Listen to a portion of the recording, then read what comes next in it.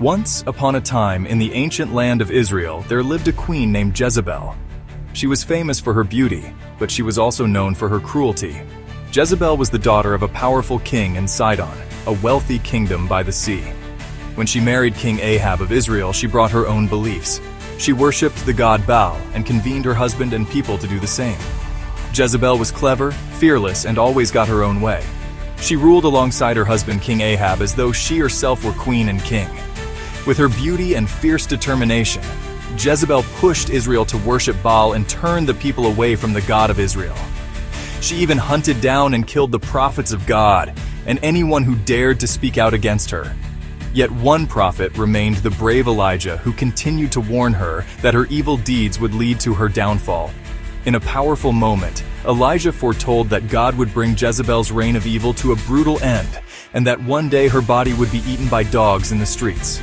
But Jezebel didn't listen, and she ruled on confidently that her power and charm would protect her. When King Ahab died, Jezebel still lived in the royal palace, watching as her sons took the throne one after another. But God's warning still loomed over her. She was about to meet her match. God had chosen a new man, a warrior named Jehu, who would bring justice to the land. Jehu, who was bold, fearless, and determined to end Jezebel's reign with a fierce army at his side. He rode towards Jezebel's palace, conquering her family and wiping out her influence across Israel. But Jezebel wasn't the kind of queen to run or hide. She was determined to face Jehu her own way. In her palace, Jezebel prepared herself. She put on her finest robes, did her hair, and put makeup on her eyes and face.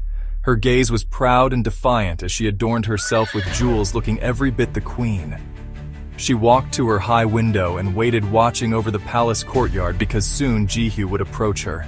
Jehu and his chariot stormed towards the courtyard, while Jezebel looking down at him and mocking him with a taunt as he arrived. But Jehu, who wasn't interested in games, ignored her words and looked up at her servant standing near her in the window. With a stern voice, he commanded, "Throw her down." Jezebel shocked her own servants, who then turned on her with one powerful heave. They grabbed her and tossed her out the window. For a moment, she tumbled through the air, her robes billowing, her jewels catching the sunlight. She hit the ground with a terrible force. Her royal pride shattered, and in that same moment, Jehu rolled over her fallen body, leaving her broken in the dirt. Jezebel, once so powerful, was left humiliated and powerless. Jehu, who entered the palace for a meal, barely giving her a second thought. Afterward, he ordered his men to go back and bury her, saying that even though she was wicked, she had been a queen. But when they returned to the courtyard, they found almost nothing left of her.